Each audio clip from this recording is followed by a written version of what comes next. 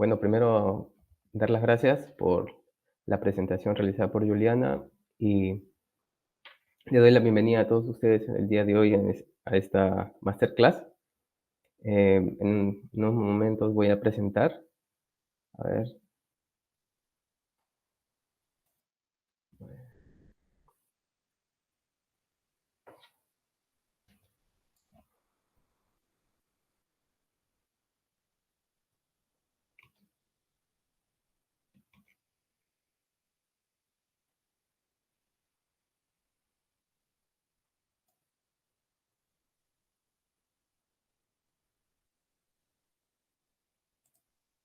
ahí se puede visualizar, ¿verdad?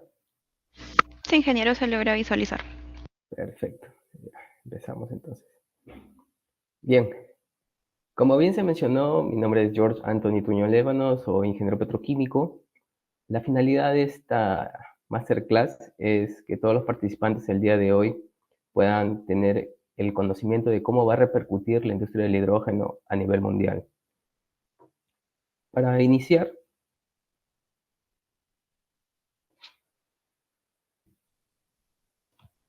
para iniciar, como bien se mencionó, yo tengo estudios de bachillerato en la Universidad Nacional de Ingeniería, soy ingeniero petroquímico, tengo una maestría en gestión de la energía. Actualmente estoy finalizando ya el doctorado en ciencias, ingeniería de petróleo y gas natural. ¿Y qué me lleva a mí a desarrollar cada vez más actividades relacionadas al hidrógeno? Es básicamente mi tesis doctoral. Mi tesis doctoral trabaja y analiza las políticas específicas que debe requerir un país para poder implementar la industria del hidrógeno, los combustibles sintéticos, que en realidad no es una industria totalmente nueva, ya lo van a ver durante la presentación. El hidrógeno es una industria de hace muchos años, sino que en la actualidad se requiere desarrollar cada vez más este tipo de industria. Bien, vamos a tocar el día de hoy 13 puntos. Vamos a ir desde lo más general a lo más particular y vamos a empezar primero por conceptos claves, ¿sí? Cualquier detalle que deseen realizar, vamos a tener una sección de preguntas al finalizar la presentación y ahí se podrán absolver cualquier duda específica, no solo de la presentación, sino que de repente también puedan tener alguna curiosidad respecto al sector, ¿no? Entonces, cuando hablamos de hidrógeno, básicamente se está hablando ahora de hidrógeno verde, pero en realidad hay muchas formas de producir hidrógeno, ¿sí? Es el caso por el cual se habla de muchos colores, ¿no? Hidrógeno azul, gris, verde, naranja, rosado inclusive. Pero los conceptos claves que se deben de manejar básicamente en la industria energética y que están ligados al hidrógeno es, uno, el concepto de vector energético, el concepto de sostenibilidad y el concepto de cambio climático. En realidad, la industria se empieza a generar en base a todos los compromisos que tenemos a nivel ambiental, ya sea como Perú o ya sea como planeta. Todos deben haber escuchado del, del Acuerdo de París. Entonces, este Acuerdo de París, ¿qué es lo que nos dice? Que debemos cada vez más generar industria, pero que sea menos contaminante. Pero básicamente que sea menos contaminante quiere decir que sea cada vez menos dióxido de carbono, ¿sí? Entonces, ahí es donde aparece el concepto de cambio climático y el concepto de sostenibilidad. Ahora, el concepto de cambio climático y el concepto de sostenibilidad está ligado directamente con las actividades y con todos los componentes que se refieren a un vector energético. ¿Por qué se habla del hidrógeno como vector energético? Porque se puede almacenar, transportar y se puede hacer uso a nivel de energético. Entonces, nuestros conceptos claves para lo que viene a ser la sostenibilidad del cambio climático ligado el desarrollo de los vectores energéticos está centrado en poder conglomerar estos tres conceptos y generar una industria que sea cada vez menos contaminante. Por ejemplo, si hablamos de sostenibilidad, hablamos de cuál es la capacidad de satisfacer las necesidades presentes, ¿ya? Sin comprometer las necesidades futuras. Por ejemplo, ¿cuánto puedo desarrollar yo a nivel industrial para luego poder dejar de perjudicar a las futuras generaciones? ¿Qué quiere decir esto? Mis nietos, toda la generación de los bisnietos. ¿Cuánto oro podría, por ejemplo, producir sin poder depredar todas las zonas geográficas que están produciendo esos recursos naturales? ¿Y cuánto de esos recursos naturales consumo ahora sin poder perjudicar, en este caso, al consumo que se va a requerir en las futuras generaciones? Y esto va ligado estrictamente con el cambio climático, porque el cambio climático son esas variaciones de temperatura que estamos realizando al planeta a nivel que tenemos un crecimiento industrial. Y como mencioné, un vector energético puede ser un medio portador, ¿ya? Que se almacena y transporta energía de una forma para ser fácilmente utilizada en otras aplicaciones finales, como la generación de energía, la calefacción, el transporte y procesos industriales. Eso se puede hacer con el hidrógeno, pero también se puede hacer, por ejemplo, con la electricidad. Entonces, si decimos quién podría ser vector energético, es la electricidad, puede ser el hidrógeno, puede ser los combustibles, el carbón, ¿sí? Ese es el concepto. Ahora, cuando estamos hablando también de impacto del hidrógeno en la descarbonización, aquí vamos a hablar de un concepto clave respecto al hidrógeno. En realidad, el hidrógeno es el elemento más abundante de todo el universo, ¿sí? Ya se sabe que es ligero porque es el primero en la tabla periódica, es altamente reactivo porque generalmente nunca encuentras un hidrógeno disociado, ¿no? Cuando ustedes ven o se aprecia el hidrógeno, siempre está a nivel molecular. ¿Qué quiere decir? Por eso se dice H2. ¿Sí? Porque si tú nada más tienes el hidrógeno como átomo, es altamente reactivo y va a buscar siempre formar un enlace. Y el hidrógeno almacena una gran cantidad de energía por unidad de masa. Por ejemplo, si una parte de hidrógeno en fase líquida y pasa a ser expandida o cambia de fase líquida a fase gaseosa, esta va a tener una expansión de aproximadamente 848 veces. Es, es una analogía similar a la del gas natural. Cuando pasamos de la fase líquida a la fase gaseosa, vamos a tener una gran expansión. Ahora, si hablamos del tema de la reactividad, los que conocen un poco de combustibles, vamos a ver, por ejemplo, que la gasolina tiene un rango de inflamabilidad de 1% a 7,6%. Ya, estos datos son datos de la agencia del Departamento de Energía de los Estados Unidos. ¿Sí? Este rango de inflamabilidad a ti lo que te va a permitir es generar combustión, generar combustión en este rango de porcentaje de gasolina. ¿Qué quiere decir esto? Si yo tengo de entre 1% a 7,6% de gasolina, en una reacción de combustión voy a poder generar llama, inflamabilidad. ¿Ya? Para el metanol el rango es mayor. Si vamos para el propano, que es un componente del GLP, el porcentaje es menor. Pero si hablamos del hidrógeno, tenemos un rango del 4 al 75%. ¿Qué quiere decir? Que yo puedo tener un exceso de hidrógeno y voy a seguir teniendo la llama. Es por eso que se dice que es altamente reactivo. ¿Sí? Ahora, respecto al impacto del hidrógeno, nos volvemos a centrar nuestra masterclass. La industria del hidrógeno no solo está ligada a lo que se está hablando actualmente, ¿no? El hidrógeno verde, ¿no? La industria del hidrógeno está ligado a todo un desarrollo desde la fase del upstream hasta la fase del downstream y consumidores finales. Con el hidrógeno lo que se quiere hacer es desarrollar una industria la cual no emita dióxido de carbono.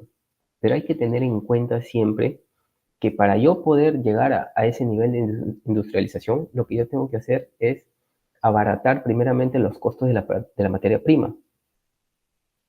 Es ahí donde se busca como alternativa al hidrógeno, en este caso el hidrógeno verde. ¿Por qué? Porque el hidrógeno verde se produce a partir de agua ultrapura, en calidad ultrapura, con el uso también de la electricidad. Pero en este caso, esta electricidad tiene que ser una energía renovable no convencional, ¿sí? Pero me gustaría también comentarles que el hidrógeno o la industria del hidrógeno no es de ahora, como mencioné inicialmente. La industria del hidrógeno es desde los años 80 hasta más, 75, ¿sí? ¿Por qué? Porque en una refinería de petróleo, el hidrógeno trabaja como un utility, es un servicio industrial más.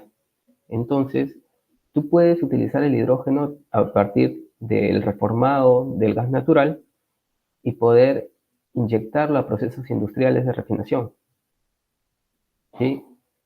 Hay países que tienen hidrocarburos, países que tienen energía nuclear, países que tienen grandes cuerpos de agua. Entonces, cuando se presenta la oportunidad de desarrollar industria del hidrógeno, ellos cuando desarrollan su hoja de ruta, ellos no solo buscan vender hidrógeno verde, ellos buscan vender todos los tipos de hidrógeno de disponibilidad, siempre y cuando exista un comprador, ¿sí? Entonces, como podemos apreciar acá, yo puedo, o un país podría desarrollar su industria del hidrógeno haciendo uso de energías renovables, energía nuclear, energía fósil, ¿sí?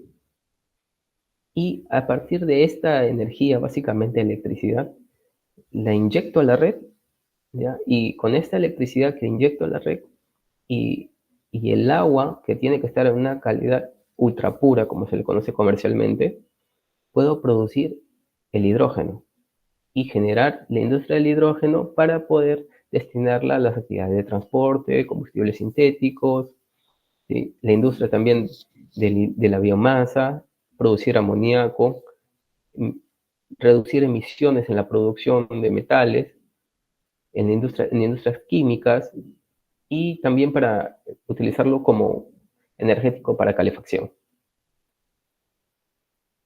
Ahora, ¿cuántos tipos de hidrógeno tenemos? Eh, en realidad tenemos más de 6. Ya cada vez más se están presentando otros tipos de hidrógeno. Y eso es básicamente porque la industria está creciendo y se está viendo múltiples formas de poder generar hidrógeno, ¿sí? El comúnmente denominado hidrógeno gris es el que siempre se utiliza en las industrias refineras, por decirlo así, la industria de refinación de petróleo. Entonces, ¿qué es lo que yo utilizo como materia prima? En este caso no es agua, que es gas natural, y con inyecciones de vapor, yo rompo esta molécula eh, y me quedo con la formación del hidrógeno. En esta formación va a haber liberación de dióxido de carbono, por eso se le dice gris. En contraste con el hidrógeno gris tenemos el hidrógeno azul, que es la misma actividad que con el hidrógeno gris, sin embargo yo capturo el dióxido de carbono. Asimismo, puedo decir que estoy obteniendo el hidrógeno turquesa siempre y cuando yo haga una actividad de pirólisis al gas natural. Igual hay emisiones. ¿Qué es lo que en este caso se está trabajando? Es para que también en estos tres tipos de usos del gas natural se reduzcan cada vez más las emisiones y pueda ser competitivo con el hidrógeno verde. ¿Sí? El hidrógeno verde básicamente es agua en calidad ultra pura con uso de energía renovable, ¿sí? ¿Y cuál es una de las ventajas? Que esta no emite dióxido de carbono. Ahora, también se comenta del hidrógeno rosa o rosado, el cual hace uso, ¿ya?, de energía nuclear, que en realidad la energía nuclear es una de las más estables en el planeta. Pero ¿cuál es el tema y el temor de muchos países? Es la gestión de residuos nucleares. Y eso sí es algo que muchos países tienen que definir, no solo a nivel político, sino también a nivel industrial y social. Porque colocar una planta nuclear no generalmente va a ser bien vista por los ciudadanos de algunos países, ¿no? Y finalmente también tenemos el hidrógeno marrón, el cual es a partir del carbón. Y como verán, esta es una salida para aquellas industrias que sí tienen reservas de carbón y que de una u otra forma quieren ser partícipes del mercado del hidrógeno. Ahora, ¿cuál viene a ser el papel del hidrógeno en esta denominada transición energética? Algo que tenemos que entender del mercado energético básicamente es que cuando los países que tienen recursos, en este caso recursos hidrocarburíferos, quieren incrementar su producción, ya, o ya sea disminuirla, básicamente hablemos de, por ejemplo, países árabes, ya, ellos pueden tener una participación dentro del mercado, ya que si ellos quieren aumentar la producción, si ellos quieren bajar la producción, pero hay países que son países pequeños que no tienen recursos. ¿De qué países estoy hablando? Muchos países de la Unión Europea, ¿sí? Entonces, durante muchos años, estos países han dependido de importación de energía fósil. Los que conocen un poco saben perfectamente que casi toda la Unión Europea dependía del suministro de gas natural ruso.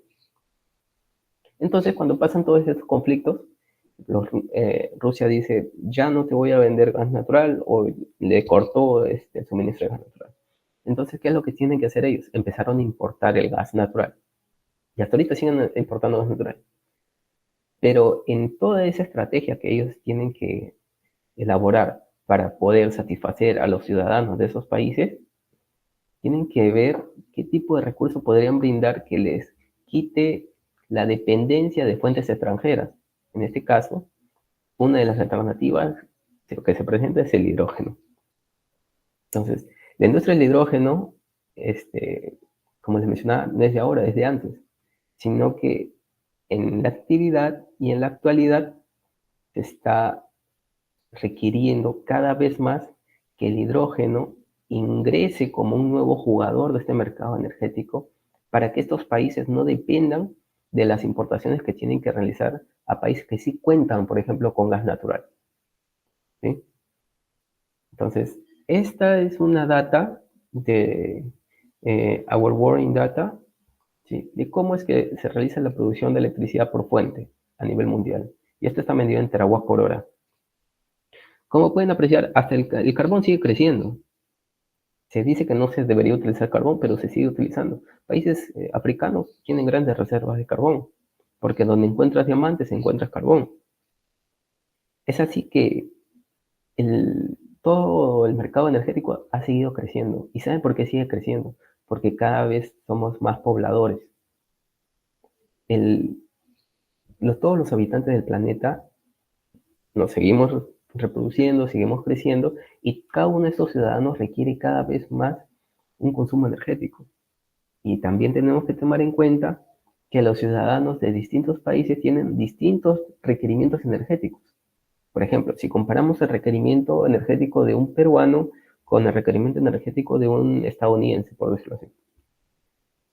El, el requerimiento energético de un estadounidense, muy aparte de el energético para cocción, como puede ser un balón de gas o suministro de gas natural, ¿sí? El requerimiento energético de un estadounidense es, por ejemplo, la calefacción, ¿sí? Y todo es a nivel eléctrico.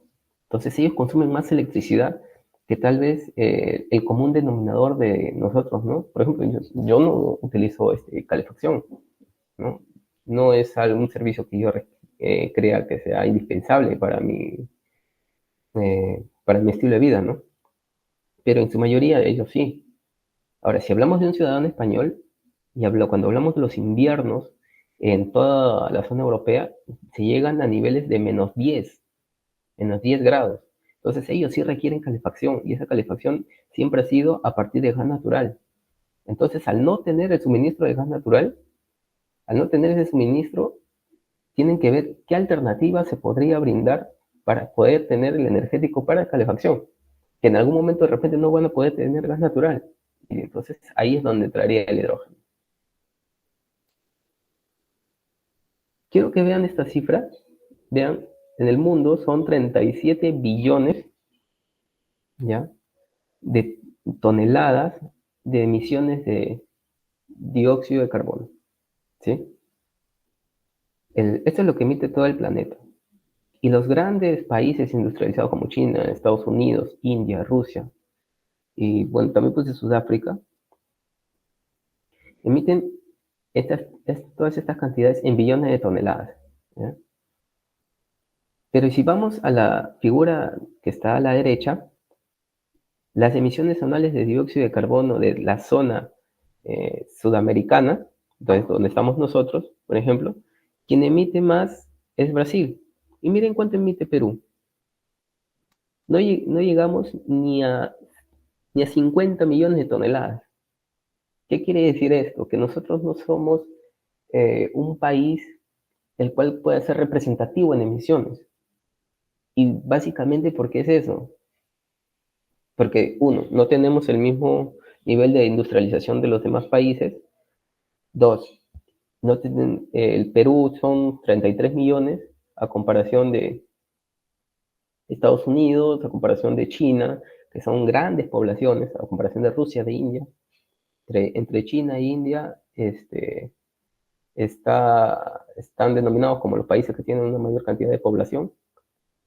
Y es así que nosotros tranquilamente podemos seguir generando industria y nosotros no vamos a ser un país representativo, por decirlo así, en emisiones.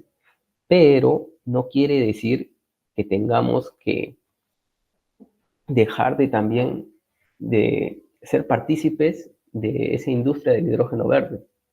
¿Por qué? Al final lo vamos a ver por qué el Perú podría ser un gran jugador en el mercado del hidrógeno. Este es un recuento de lo que ya habíamos hablado. Tenemos el hidrógeno gris, el azul y el verde, que es lo que generalmente se está hablando más, ¿sí? El hidrógeno gris, que es, por decirlo así, lo que tenemos ahora en las industrias que requieren el hidrógeno, generalmente están utilizando el hidrógeno gris. El hidrógeno azul, que es ese dióxido de carbono, lo almaceno o le doy un segundo uso. Ahí es donde se utiliza el término CCUS, Carbon Capture, Usage and Storage, y lo que vamos a trabajar durante este programa de especialización, que es el hidrógeno verde, ¿sí? El cual a partir de agua ultra pura, con energía renovable no convencional, básicamente eólica o energía solar, producimos hidrógeno y, y se emite el oxígeno, ¿sí? Este oxígeno, inclusive, yo lo puedo liberar o también lo puedo capturar, porque también puedo hacer uso de ese oxígeno, ¿sí? Ahora, generalmente, si ustedes han visto, eh, de lo que se habla del hidrógeno, se habla de todas las bondades del hidrógeno, ¿sí? Pero hay un punto en el cual no se hace mucho hincapié respecto al hidrógeno, ¿sí? Básicamente el hidrógeno verde. Para yo producir una tonelada de hidrógeno, requiero casi 10 toneladas de agua y en condiciones ultrapuras, ¿sí? Ese es el primer componente del que no se habla. El segundo componente es de cuánto me cuesta a mí establecer un proyecto de hidrógeno dependiendo el tipo de tecnología que va a tener el electrolizador. ¿Qué quiere decir esto? Los electrolizadores industriales que se utilizan actualmente, en su mayoría son de tipo alcalino, ¿sí? Esta segunda columna, alcalino, ¿sí? ¿Por qué? Porque son más baratos. Se está incentivando que se utilice el electrolizador tipo de membrana de intercambio protónico o PEM, ¿sí? Pero ¿qué es lo que está pasando con los proyectos que utilizan electrolizadores de intercambio de membrana protónica? Primero, que son caros. Segundo, que al ser más caros, si yo quiero poner un electrolizador más grande, necesito pagar mayores cantidades de dinero y pagar mayores cantidades para el mantenimiento de ese electrolizador. Es por eso que cuando ustedes vean la lista de proyectos, que también lo vamos a ver en este programa, en su mayoría los proyectos son alcalinos, ¿ya? ¿Por qué? Porque el plato bipolar tanto del ánodo como el cátodo solo son de acero. En cambio, las de membrana de intercambio protónico son de platino con titanio. Y esos metales, al ser cada vez más caros, o por ser unos metales requeridos para este tipo de electrolizador, hace que se incrementen también los costos. Ahora, también tenemos intercambiadores membrana aniónicos y óxido sólido. Óxido sólido. Lo que vamos a nosotros a desarrollar básicamente en la especialización es poder estimar qué capacidad se requeriría para poder utilizar cada uno de estos tipos de electrolizadores. ¿Sí? Pero igual es pertinente decirles que siempre se tiene que tomar en cuenta qué tipo de dispositivo electrónico voy a utilizar, qué tipo de equipos voy a utilizar al momento de generar un proyecto. Ahora, cuando hablamos del sector industrial y hablamos de los procesos químicos, y en este caso en el hidrógeno verde, como mencioné, tenemos el electrolizador, ya sea de membrana de intercambio protónico, ya sea alcalino, ya sea óxido sólido, membrana de intercambio aniónico. Imaginemos que ya tenemos el electrolizador. Tenemos la energía, puede ser una solar o puede ser una eólica, y tengo el agua en condición ultra pura. Entonces, cuando ya cuento con ello, produzco el hidrógeno, y si yo quiero darle un valor agregado al hidrógeno, puedo a través de procesos químicos obtener unos nuevos productos que van a incrementar el valor de la industria en cerca de 14 a 15 veces más. Es ahí donde entran los procesos químicos relacionados a los e-fuels o a los combustibles sintéticos. ¿Sí? Entonces, el hidrógeno con el nitrógeno, que lo puedo capturar del aire, puedo realizar la síntesis de Haber-Bosch y producir amoníaco. Pero este amoníaco va a ser catalogado como I-amoníaco. ¿Por qué? Porque estoy realizando un proceso en el cual estoy emitiendo dióxido de carbono durante esa síntesis.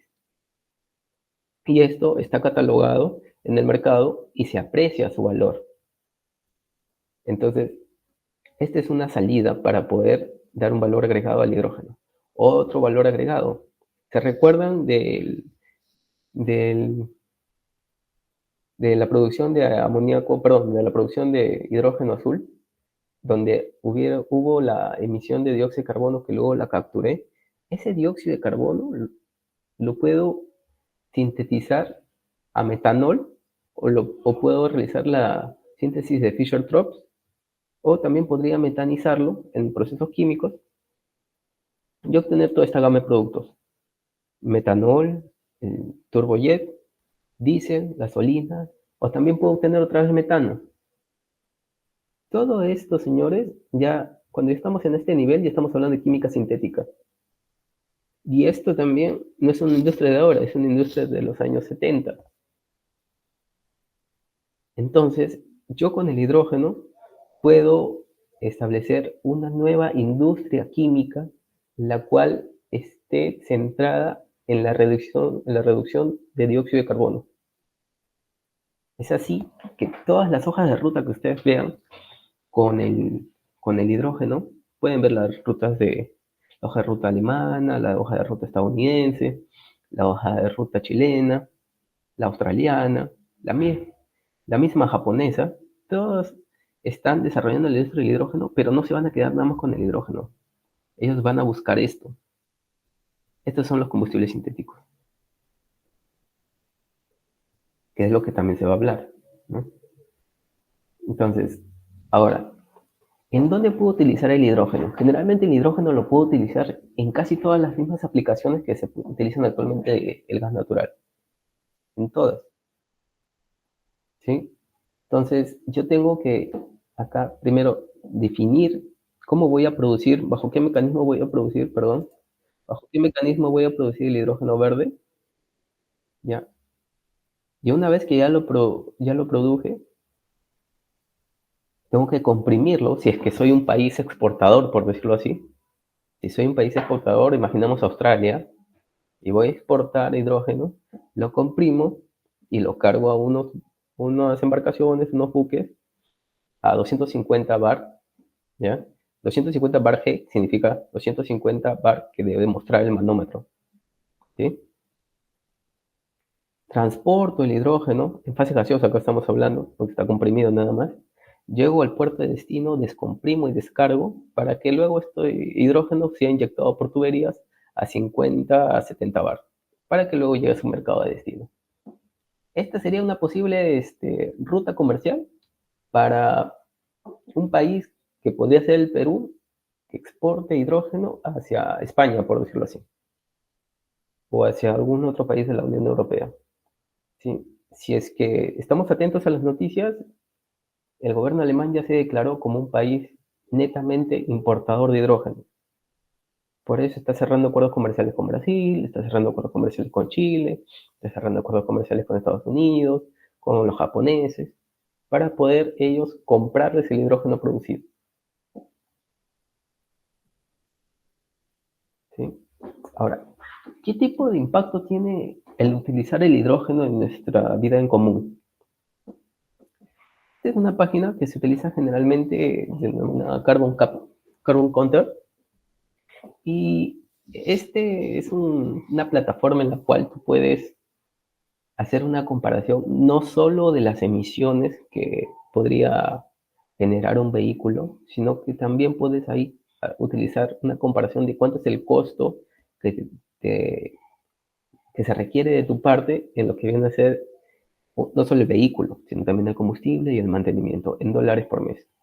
Acá para mostrarles, lo que yo hice fue comparar un vehículo Toyota RAV4 con un Toyota RAV4 híbrido.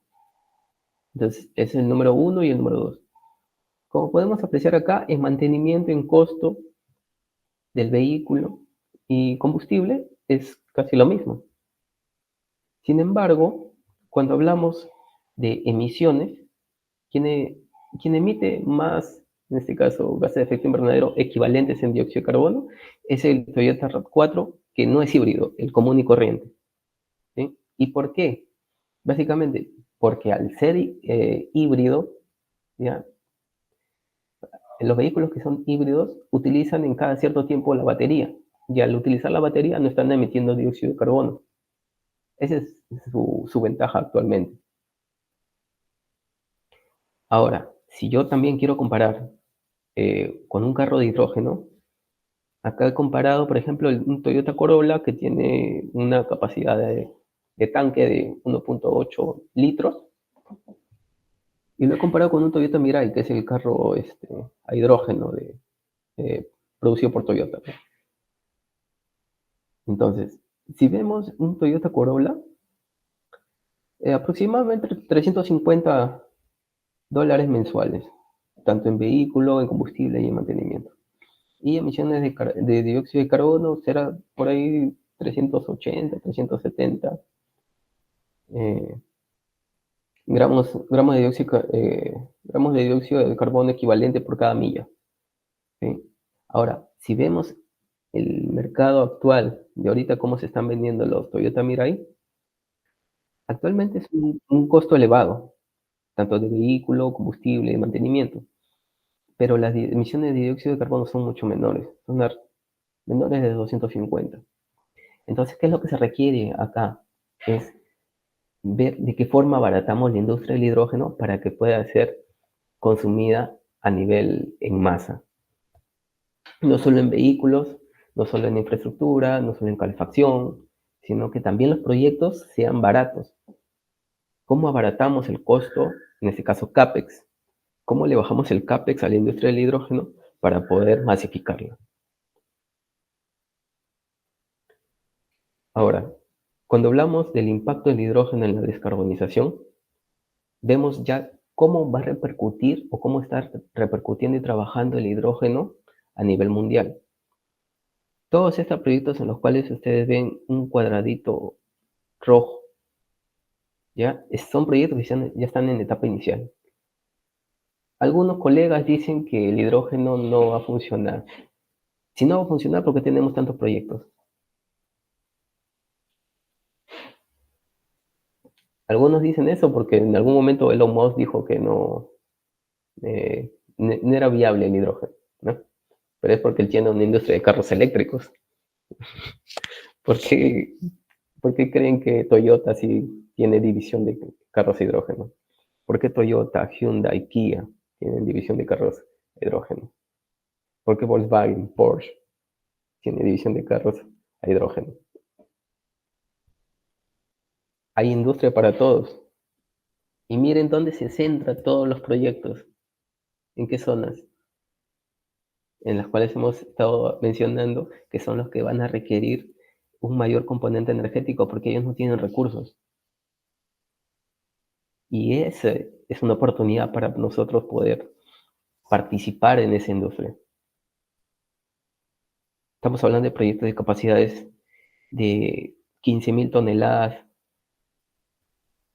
15.000 kilotoneladas, perdón, 15.000 kilotoneladas de hidrógeno por año. ¿Sí? Entonces, hay países en los cuales dependían del gas natural y que por esta situación están importando y están centrando todos sus esfuerzos en desarrollar la industria del hidrógeno para ya no depender de otros países y brindar lo que se denomina seguridad energética, que es totalmente distinto, por ejemplo, a la industria peruana. Nosotros tenemos gas natural y está declarado como servicio público, pero nosotros tenemos una oportunidad y tenemos un recurso que es eh, todavía no es explotable en su máxima capacidad. Nosotros tenemos buenos índices de radiación, nosotros tenemos buenas velocidades del viento, esto quiere decir que podemos desarrollar grandes proyectos renovables y con esos grandes proyectos renovables podemos desarrollar hidrógeno. ¿Sí? Entonces podemos desarrollar hidrógeno para consumo interno, pero sobre todo también para exportar, para vender, para desarrollar nuevos hubs de energéticos. Este es un proyecto que es uno de los más cercanos y los que ya ha tenido mayor avance en la zona sudamericana, el proyecto Haruboni, muchos lo deben haber visto. Este proyecto está en la zona de Magallanes, en Chile, y este proyecto es desarrollado por Siemens Energy. Y es básicamente lo que estábamos mencionando inicialmente. A ver, aquí está un tanque de agua cruda, ¿ya? Agua cruda se le denomina, ¿ya?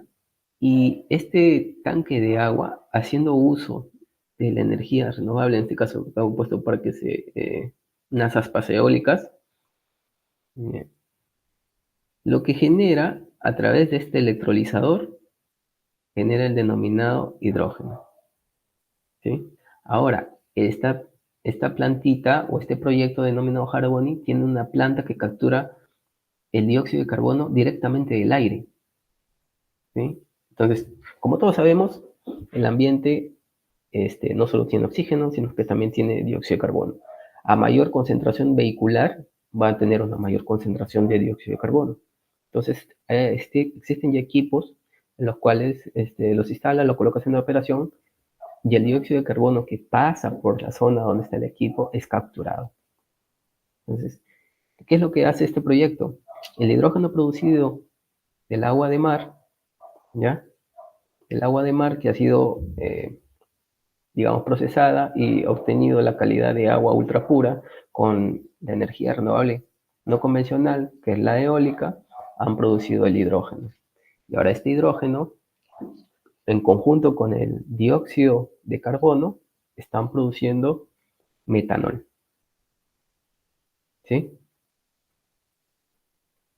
Producen metanol y a partir de ese metanol lo que están haciendo es industrializar la zona, están produciendo inclusive esta gasolina sintética y estos proyectos están ya en marcha. Tanto así que este proyecto tiene un convenio con Porsche y se hacen las pruebas de que cómo funciona el vehículo, que de repente cómo es la tribología del vehículo respecto al uso de la gasolina. Cuando hablo de tribología es cómo todos los componentes del vehículo, cómo los engranajes, todo, se pueden ver perjudicados o no, dependiendo del tipo de energético que se utilice. Y no ha generado ningún problema. ¿Esto qué quiere decir? Que la tecnología funciona. Más proyectos como estos se verán en la especialización. Y este es un punto específico que yo quería mencionar. Miren toda esta zona, miren toda la costa del Perú y hasta la zona norte de Chile. Miren en cuánto se estima que nosotros podríamos producir el hidrógeno. Entre 0,8 hasta más o menos 1,2, 1,3 dólares el kilo de hidrógeno. Actualmente, ¿cuánto creen que cuesta el kilo de hidrógeno? Está costando cerca de 8 dólares. Por eso todavía dicen que no es muy rentable, ¿sí? Pero cada vez más se va abaratando. ¿Y por qué se va abaratando? Porque países como Alemania, que les comenté que van a ser importadores netos de hidrógeno, están destinando ciertas cantidades de dinero para que se desarrollen proyectos. Están participando en los proyectos de desarrollo con una participación a nivel de accionariado o también a nivel de nada más de, digamos, de co-sponsor, ¿no? Si el proyecto es pequeño, te dan cierta cantidad de recursos para que tú desarrolles el proyecto. Si el proyecto es grande, se brindan los recursos, pero tienen una participación directa en ello, ¿sí? Ya sea a nivel de monitoreo, a nivel de producción, se cierran los compromisos industriales, los acuerdos comerciales, país, y se ponen en marcha los proyectos, ¿no? Ya sea en fase inicial hasta su operación comercial. Entonces, ¿cuáles son los desafíos y barreras que tiene ahorita la industria del hidrógeno, ¿no? Tenemos que crear incentivos. Hay muchos países que están desarrollando incentivos a nivel fiscal. ¿Qué quiere decir esto? Le están bajando los impuestos a todos los proyectos que están relacionados con hidrógeno, con la finalidad de que se baje los costos de capital, como les mencioné, ¿no? Vamos a bajar CAPEX. CAPEX, el hidrógeno tenemos que bajar para poder desarrollar la industria. Segundo, ¿cómo movilizamos los activos de producción de infraestructura y fábrica? ¿Qué quiere decir esto? ¿Cómo incentivamos a que las industrias actuales cambien la operación que tienen con el energético habitual, ya sea GLP, ya sea gas natural o ya sea netamente eléctrico? ¿Ya? ¿Cómo podemos cambiar que estas industrias empiecen a utilizar hidrógeno? Muchas de las industrias, generalmente industria pesada que se le conoce, o de maquinaria pesada, mineras, todo eso, están teniendo sus pequeños proyectitos de hidrógeno, porque lo que quieren hacer es ver si funciona o no funciona. Acuérdense, todas las industrias tienen estándares que a medida que tienes una mayor cantidad de certificaciones, estandarizaciones, y demuestras, perdón, que la industria es sostenible, eso se aprecia en los mercados y eso se aprecia en las acciones de las compañías.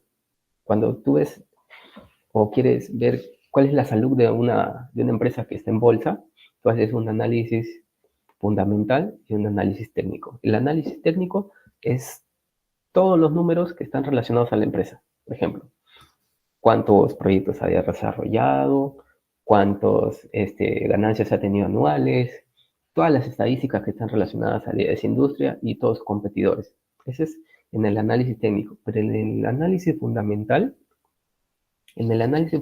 se ve cómo esta empresa se ha ido desarrollando con el pasar del tiempo.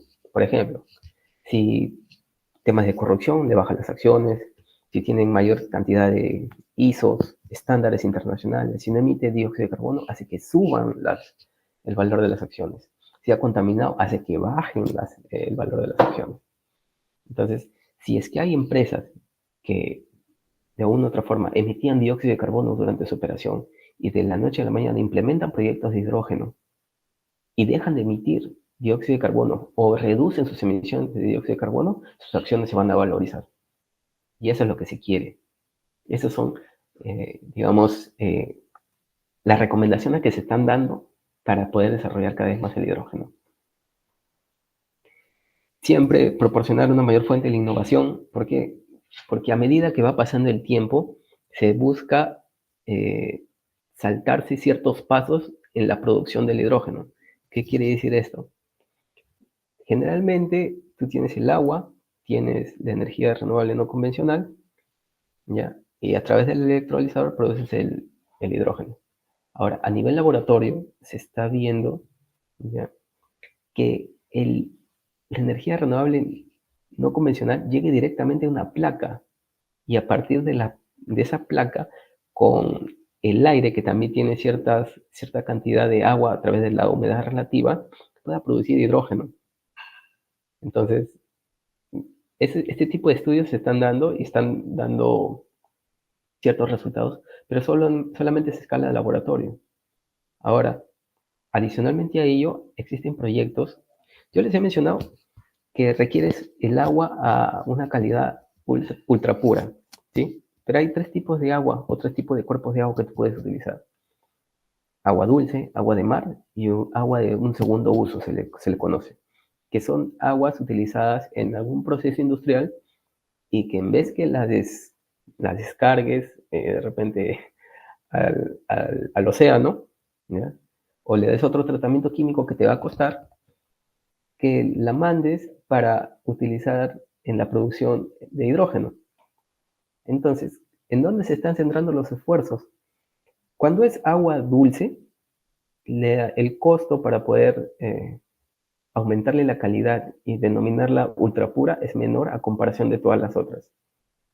Cuando es agua de mar, su costo sí es un poco elevado porque tienes que desalinizar el agua. Entonces necesitas una planta desalinizadora de agua, ¿sí?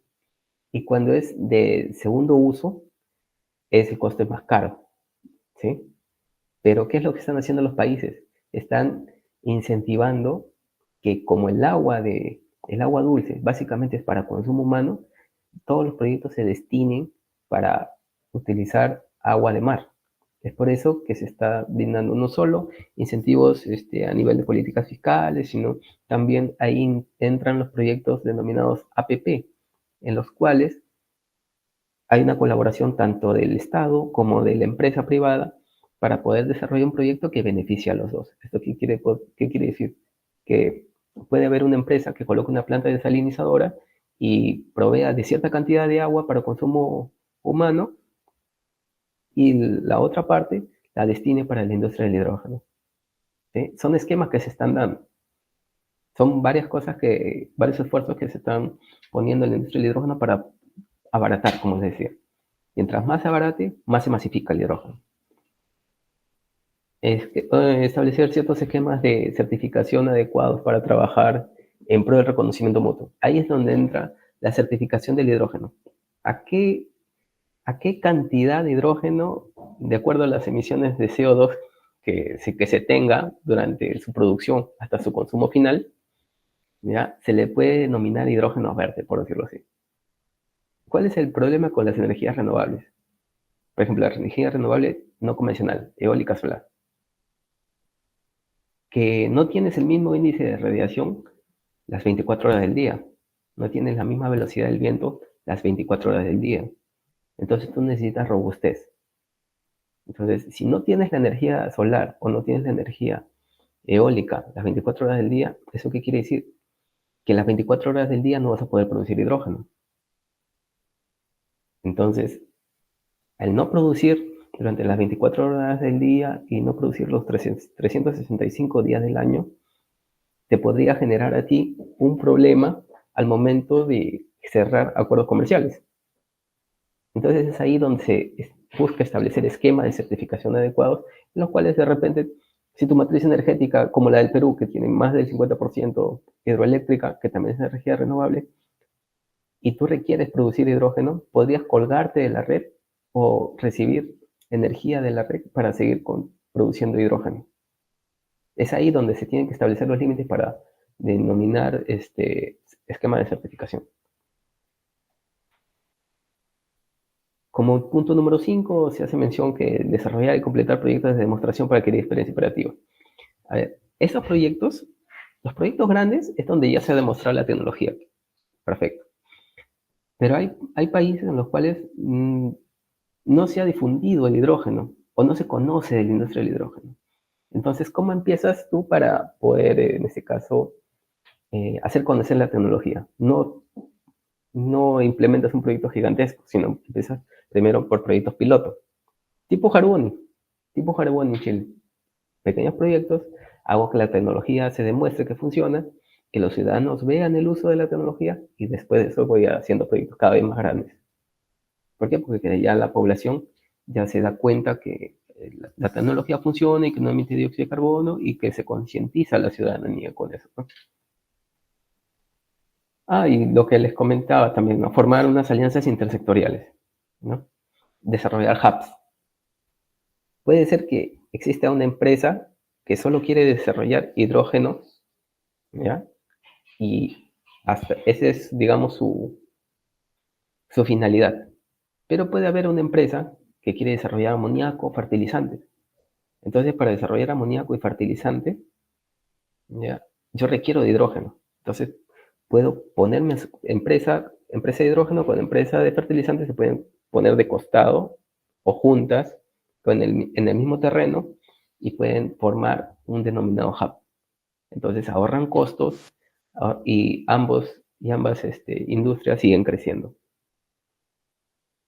Finalmente, señores, y ya estaríamos tal vez cerrando esta masterclass, yo hice mención de Alemania, ¿sí? Y esta es una simulación del Consejo de Energía de Alemania, que fue realizada en el año 2023, de todas las operaciones que podrían darse con los países que ya están desarrollando su hoja de ruta de hidrógeno,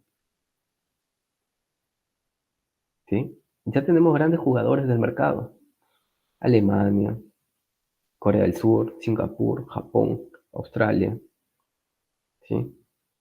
Y esta es una simulación de todas las operaciones que se podrían dar país a país.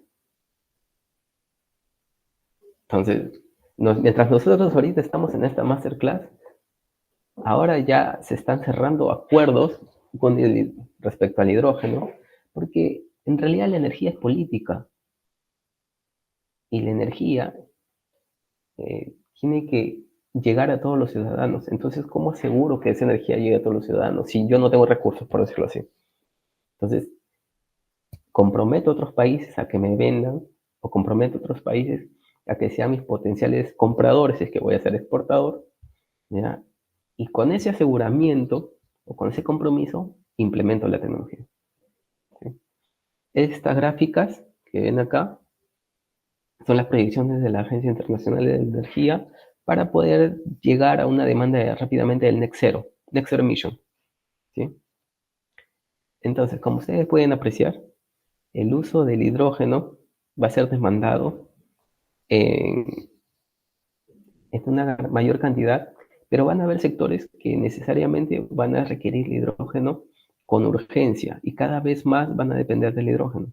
La refinación, que es un sector que siempre ha utilizado hidrógeno. Cuando hablamos de industria, hablamos de acero, cemento, porque ellos también van a diversificar el energético.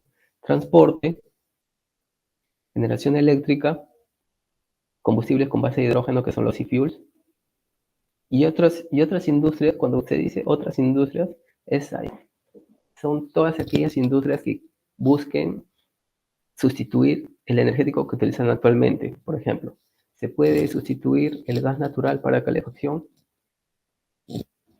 con un componente de hidrógeno. Sí, si antes utilizaba 100% gas natural para calefacción, en el futuro vas a poder utilizar 85% de gas natural, 15% de hidrógeno. Y funciona, ya se demostró. Entonces, vas a utilizar, por ejemplo, GLP para una lavandería, ¿ya? Que tiene como consumidor directo. Se pueden hacer pruebas para sustituir ese GLP por hidrógeno. Entonces, ahorita todo ese tipo de proyectitos ya se están desarrollando. Y en el país que está funcionando, ya están implementando proyectos cada vez más grandes.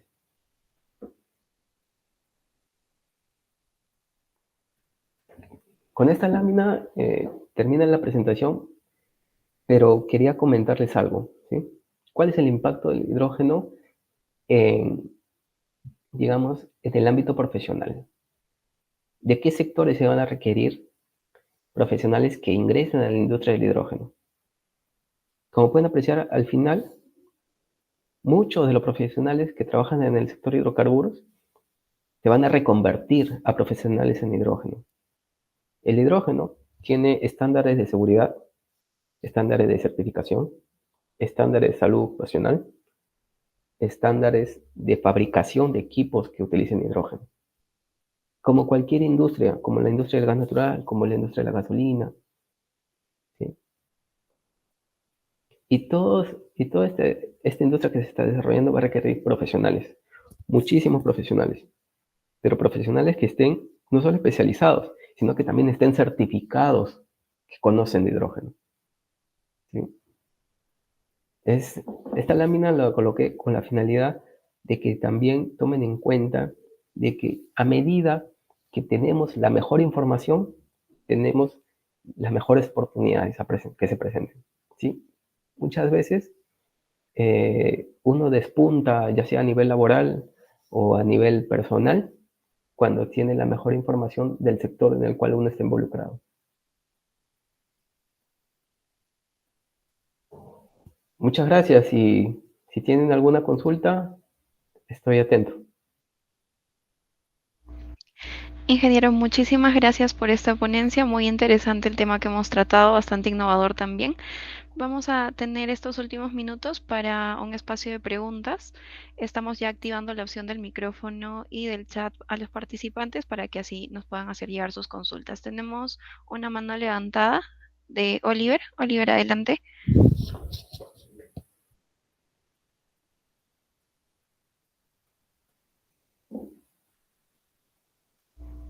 Sí, Oliver.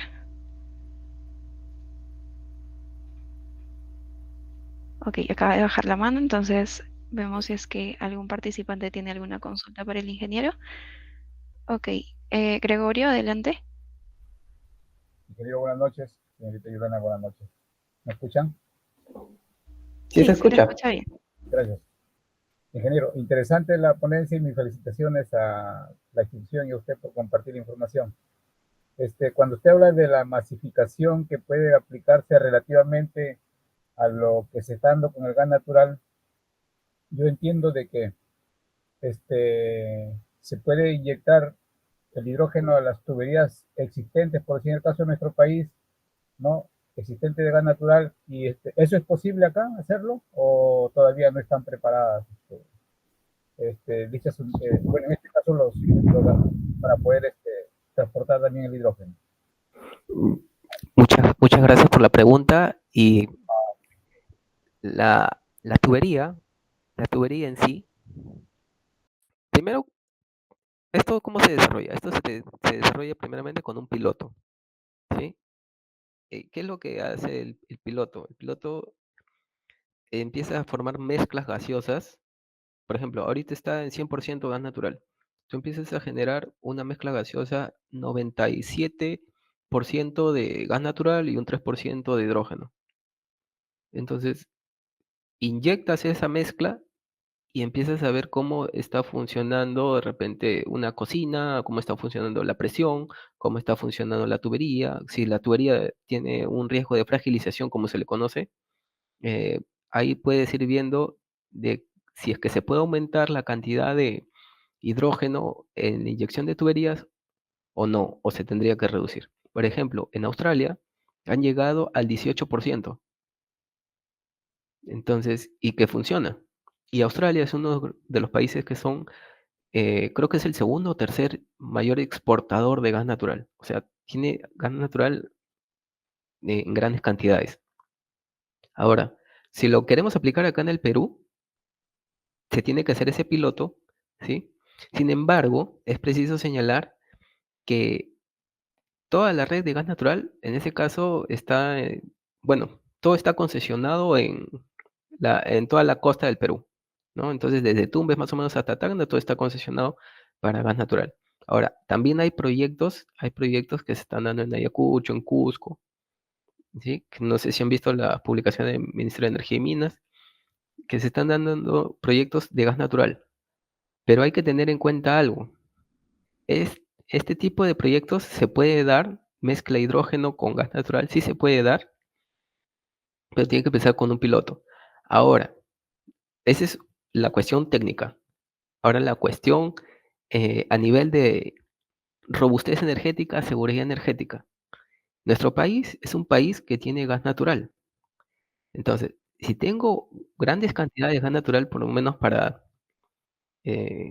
poder satisfacer mi mercado nacional, ¿sería conveniente hacer la mezcla de hidrógeno o gas natural? ¿O no sería conveniente? Si tengo suficiente gas natural para brindarles a todos los ciudadanos. Entonces, distinto es, por ejemplo, en Chile, ¿no? Chile sigue importando gas natural por si acaso. Chile sigue importando gas natural, sigue importando gasolina, sigue importando diésel. Está centrando sus esfuerzos en la industria del hidrógeno, pero sigue importando ese tipo de energéticos. Lo que Chile está haciendo también está haciendo sus pruebas y ya se ha demostrado que así funciona. Pero ellos sí tienen la urgencia de hacerlo, porque ellos al depender cada vez más del gas natural se hacen vulnerables. En cambio, si es que desarrollan su industria del hidrógeno, pueden depender cada vez menos de las importaciones que realizan de combustibles fósiles. No sé si con eso te pude responder la pregunta o de repente quieres preguntar algo adicional. Sí, ingeniero, gracias por la respuesta. Y yo por el tema, por decir de que quiera que no, como son recursos fósiles, no renovables, me ponía ya, por decir, en el espacio de que lo que le está pasando a Colombia, de que ya sus reservas están tendiendo a cero, igual capaz más adelante nosotros también, no sé cuántos años eran. Y mi pregunta iba bajo esa perspectiva, ¿no? Yo le Ah, agradezco, sí. claro, claro, claro. Perfecto, perfecto. Esa perspectiva que tú dices es una perspectiva que también nosotros lo tenemos que tomar en cuenta si es que, por ejemplo, no descubrimos nuevos yacimientos, ¿no? O sea, si se acaba Camisea, por decirlo así, si se acaba Camisea y no tenemos nuevos yacimientos, tendríamos que ya empezar a utilizar a implementar esos pilotos, ¿no? Perfecto, muchas gracias. Ingeniero, Gracias por preguntar. ingeniero, y una pequeña duda. Usted habla de la certificación de profesionales en hidrógeno. O sea, hay un proceso así también como la certificación de profesionales para participar en los proyectos de gas natural. ¿Ya está establecido acá en el país o todavía está en proceso? No, eso, ya, gracias por la pregunta.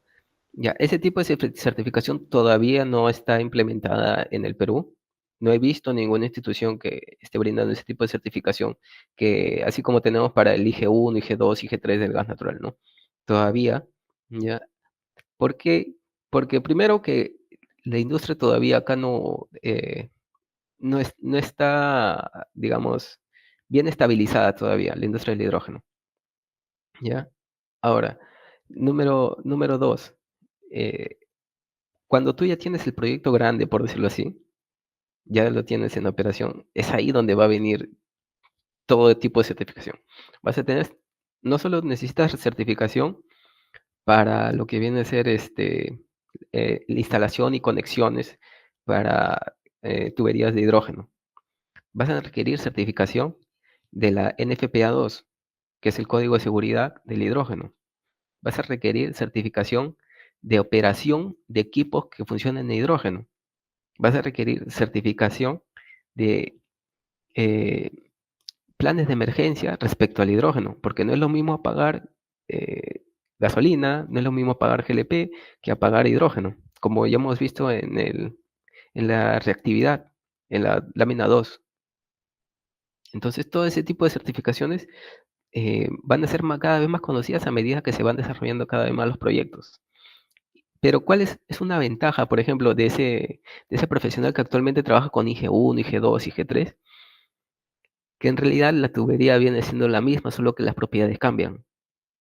O sea, la forma de trabajo es similar, pero tengo que tener otras consideraciones al momento de hacer la instalación. ¿Sí? Eso, este, esa sería la respuesta. Muy bien, ingeniero, muchas gracias. Muchas gracias. Muchas gracias por la aclaración, ingeniero. Tenemos también a Claver Guerra. Adelante.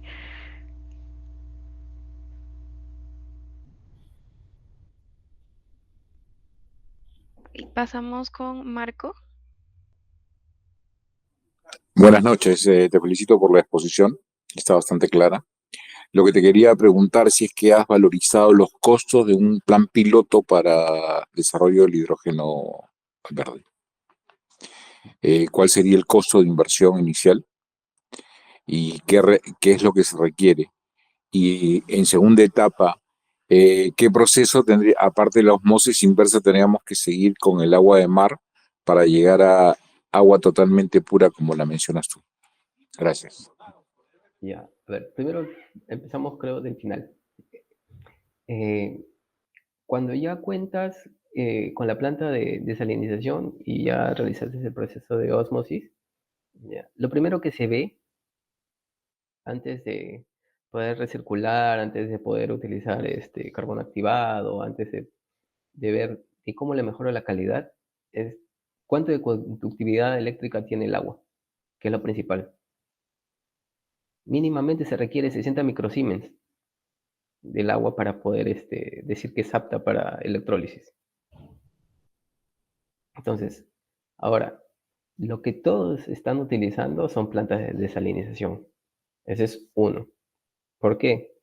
Porque, como les comenté, la planta de desalinización que se está colocando para, dependiendo del proyecto, por ejemplo, tú puedes colocar un proyecto que vaya a producir 15.000 toneladas anuales, ¿ya?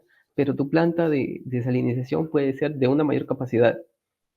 Generalmente dicen, pero ¿por qué voy a colocar una planta tan grande para un proyecto tan pequeño?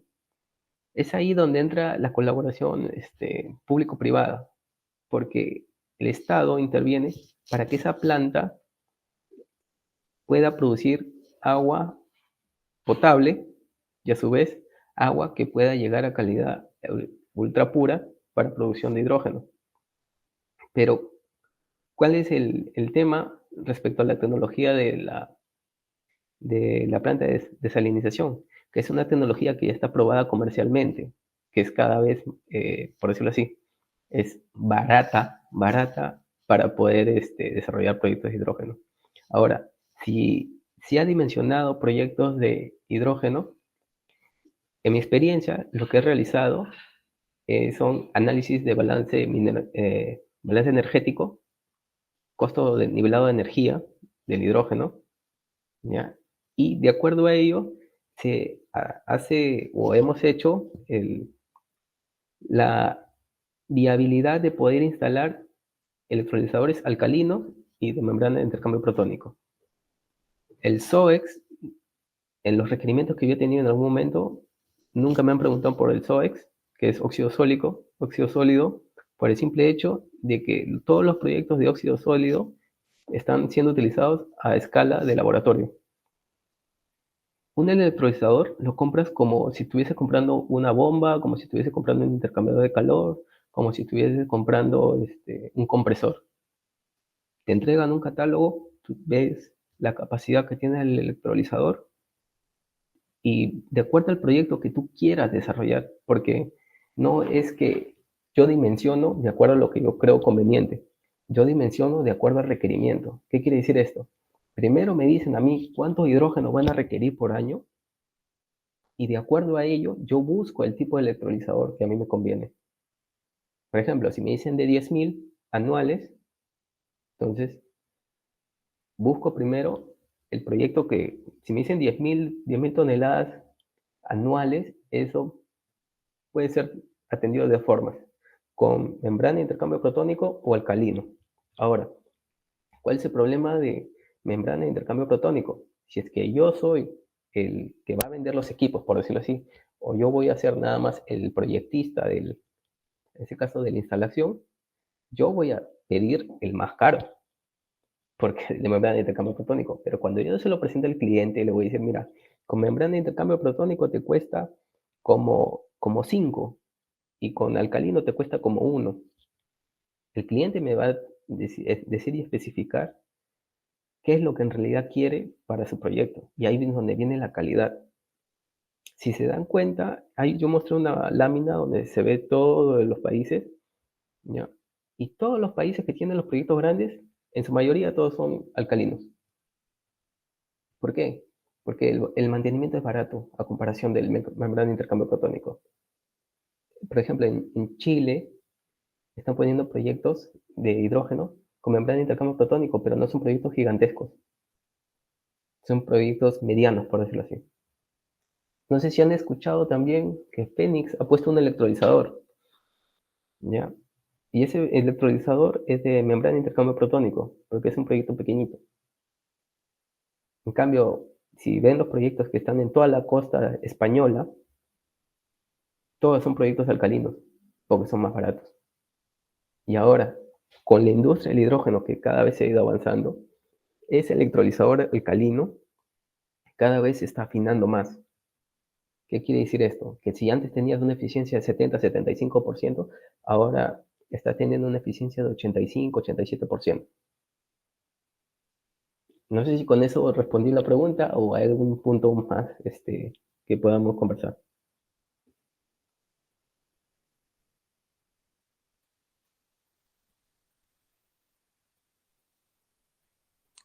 Está bien claro lo que me está diciendo, sino que te preguntaba más que nada para ver una inversión inicial, ¿ya? O sea, para poder ofrecer el proyecto, por decirte, en alguna planta donde ya se pueda ir implementando energía solar con hidrógeno verde. ¿Ok? Ahora, ¿en qué afecta el ISO 50001 con respecto al... ¿Tiene alguna relación con el hidrógeno verde? ¿El ISO Porque 50001, el de eficiencia energética? exacto. Ya. ¿En qué afecta? ¿O en qué se enlaza con el proyecto de hidrógeno verde? Ya, imagínate que eh, para un proceso específico tú requieres 1000 joules, ¿ya? Pero durante esos 1000 joules, ¿ya? Tú emites 100 toneladas de dióxido de carbono. El ISO 50001, cuando habla de eficiencia energética, hay un componente que habla específicamente de qué es lo que está sobrando en el proceso de la utilización del energético. Ahora, si tú, por ejemplo, produces hidrógeno y sustituyes el energético para ese proceso siempre va a requerir sus 1000 joules, ¿no? ¿Cuál sería la ventaja? Que estás disminuyendo dióxido de carbono, no estás emitiendo dióxido de carbono.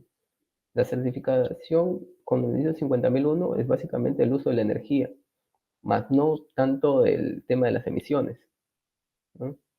Entonces, si buscamos mejor y le quiero subir de repente el valor a las acciones, busco certificadoras como AENOR, las cuales acreditan el componente de emisiones de dióxido de carbono que han sido reducidas, y eso puede afectar directamente el valor de mis acciones, ¿no? Eso sería lo que podría comentar respecto a ello.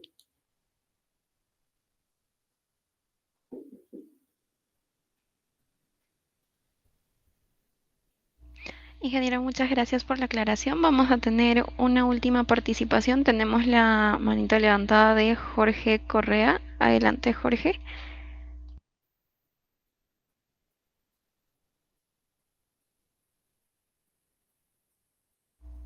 Jorge, adelante. Ok, entonces creo que podemos ir con ya la última pregunta que tenemos en el chat, ingeniero. Nos consultan qué beneficios o incentivos hay en Perú para proyectos de hidrógeno. Escuché que hay una ley aprobada a inicios de año. Ya, muchas gracias por la pregunta. Ya. La ley que se aprobó es una ley básicamente declarativa, ¿sí? Pero es un punto inicial para poder desarrollar la industria del hidrógeno. Ahora, ¿qué es lo principal que tenemos que tomar en cuenta ahora? Es que esta ley establece que se tiene que implementar un reglamento, donde todos debemos apuntar es saber qué es lo que va a decir el reglamento. ¿Por qué? Porque en ese reglamento van a decir las condiciones de seguridad, las condiciones de operación y comercialización del hidrógeno, qué tipo de profesional debería certificarse como el hidrógeno, como profesional en la industria del hidrógeno, ¿sí? ¿Cuándo vas a declarar que el hidrógeno es netamente verde? ¿Ya? Porque como hice mención, vas a tener el componente de la intermitencia. Y si no tienes luz, perdón, si no tienes el mismo índice de, de radiación durante las 24 horas y no tienes la misma fuerza del viento, no vas a producir hidrógeno en las 24 horas. Ese es uno. ¿Ya? Entonces, tenemos que centrarnos en el reglamento. ¿Ya? Adicionalmente a ello, el Ministerio de Energía y Minas está desarrollando una hoja de ruta, que en algún foro creo ya la presentó, la hoja de ruta. Y básicamente, en las hojas de ruta, ¿qué es lo que te dicen? Al año 2030 se empieza con los pilotos de repente, y año 2040 ya tengo una producción de cierta cantidad de toneladas de hidrógeno. Y al año 2050, que es el año meta, que todos están colocando en sus hojas de ruta, ya está consolidada la industria del hidrógeno. Ese, eso es ahorita lo actual. ¿Cuáles son los incentivos? Y gracias por la pregunta. En este reglamento del hidrógeno, ¿ya? Si es un reglamento que es multisectorial, ahí sí deben estar los incentivos. ¿Qué quiere decir que es un reglamento multisectorial? Que, por ejemplo, un ministerio propone el reglamento y hay otro ministerio que refrenda. Por ejemplo, si es que solo el reglamento sale con la venia del Ministerio de Energía y Minas, ahí no se puede hablar de incentivos, no se puede hablar de reducción de impuestos, por decirlo así, o de políticas fiscales. Pero en cambio, si refrenda el Ministerio de Economía y Finanzas, sí va a tener un componente que hable respecto al tema de política fiscal. Ahí es donde se puede colocar los incentivos que estábamos mencionando. Porque en todos los países le están dando incentivos al hidrógeno con la finalidad de abaratar los costos y poder, digamos, desarrollar la industria. ¿Sí? Ya hay proyectos de hidrógeno en el Perú. O sea, Cachimayo ha funcionado desde hace muchos años. Lo que está haciendo Cachimayo está actualizando sus electrolizadores, ¿no? Está sustituyendo. La UNI tiene electrolizadores. eh, Fénix tiene su proyecto de hidrógeno. Está Felan Energy en la zona sur del país, que también va a producir hidrógeno. Entonces, como en algún momento me preguntaron en una reunión, ¿qué es lo que se hace en el Perú por el hidrógeno? El hidrógeno está desde hace tiempo. Y el profesional peruano no es nuevo en la industria del hidrógeno. Ya venimos trabajando hace mucho tiempo con hidrógeno. Tenemos refinería Talara que produce hidrógeno gris. Tenemos refinería La Pampilla que produce hidrógeno gris también. Entonces, no es algo novedoso directamente para nosotros los peruanos la industria del hidrógeno. Lo que sí debemos desarrollar es el mercado, para que el usuario final también pueda hacer uso del hidrógeno. Y que si es que hay algún país que nos quiere comprar hidrógeno, perfecto. Nosotros tenemos que estar en la posibilidad para poder dar esas cantidades de hidrógeno que se requieren. Algo que no les he comentado es que existen, todos los países están dentro de una organización mundial marítima, ¿sí? El IMO, no sé si han escuchado, pero el IMO también establece sus planes estratégicos ya a futuro. Y a futuro van a existir embarcaciones, bueno, ya hay como 150 embarcaciones ya que funcionan nada más con metanol. Y se van a establecer políticas para que el dióxido de carbono emitido pague un impuesto al carbono. Entonces, ¿quiénes se van a beneficiar?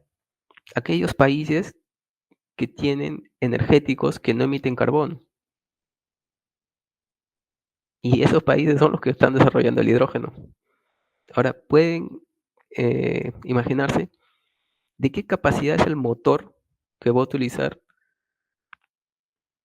una embarcación que funcione con metanol a comparación de una embarcación que utiliza diésel marino. Es más grande. Entonces, un mayor consumo. Se van a establecer nuevos mercados y van a haber países que como solo consumen combustibles denominados sintéticos, que como consumen hidrógeno, van a requerir que las embarcaciones que vengan a dejar bienes y servicios a, a ese país, básicamente, por ejemplo, país X, que solo consume hidrógeno y combustibles sintéticos, le va a requerir a las embarcaciones que vengan a traer, ya sea pescado, ya sea oro, ya sea madera, ropa, lo que sea, le va a pedir que esa embarcación que venga utilice combustibles sintéticos o utilice hidrógeno. Si no, no va a poder arribar. O en su defecto, arriba, pero paga un impuesto. Y ahí se van a modificar los fletes. Todo eso se va a ver en el programa. Y todo eso, en realidad es para hablar un montón respecto al tema marino. Bastante, bastante. Hay un montón de información respecto al tema marino. ¿Sí? Todavía no se han establecido incentivos directamente a la industria del hidrógeno, pero ya hemos avanzado con la ley, la hoja de ruta, y lo que se está a la espera es el reglamento. Esperemos que ya salga en este año el reglamento para que ya se pongan en marcha los proyectos, ¿no? Y no solo se pongan en marcha los proyectos, sino que también un inversionista que quiera, digamos, destinar dinero a proyectos de hidrógeno, pueda tener también el panorama claro. Cuando un inversionista quiere desarrollar un proyecto en un país específico, lo primero que tiene que hacer es una actividad que se denomina due diligence. En esa actividad denominada due diligence, el inversionista se encarga de averiguar cómo es la política fiscal, cómo es la política ambiental, cómo es la política marina, si es que va a colocar un puerto, ¿ya? Cómo es el tema minero, energético, y ver cómo es la estabilidad social del país respecto a la recepción de los proyectos que está interesado en implementar. Entonces, generalmente eh, se sabe que algunos proyectos que son fósil, por decirlo así, se sabe que no es tan bien visto por muchos de los ciudadanos, por el simple hecho de que ya hemos tenido de repente experiencias a nivel mundial, ¿no? De repente un derrame, de repente una fuga, de repente un incendio. Entonces, a veces dices, el proyecto es fósil, no, ya la gente no lo quiere. Pero cuando dices proyecto de hidrógeno, o no saben cómo funciona el hidrógeno, o lo otro, es de que los que sí saben y perfectamente dicen, "Ah, no, eso no emite dióxido de carbono", lo pueden ver de buena manera. Y eso le ayuda en este caso al inversionista, a que pueda implementar su proyecto de manera directa y sin tener ningún problema, ¿no? Pero para ellos, ¿qué es lo que requieren? La política clara, ¿no? Muchas gracias por la pregunta. Ingeniero, muchas gracias por esta aclaración con todas las dudas, consultas que han tenido los participantes. Ya con esta última respuesta estaríamos cerrando la sesión. Nuevamente, muchas gracias por esta ponencia, muy interesante y muy buen contenido de valor. Aprovechamos antes de cerrar también para invitar a todos los participantes a revisar la información de esta especialización de producción e industrialización del hidrógeno verde. Nosotros estamos iniciando esta especialización el 8, la próxima semana, así que los invitamos a revisar nuestra página web. Allí van a encontrar toda la información de nuestras especializaciones y también nuestros canales de atención en caso de que requieran el apoyo de algún asesor. Muchas gracias por su atención. Ingeniero, muchas gracias por la ponencia. Buenas noches a todos. Muchas gracias a todos. Muy buenas noches y los esperamos.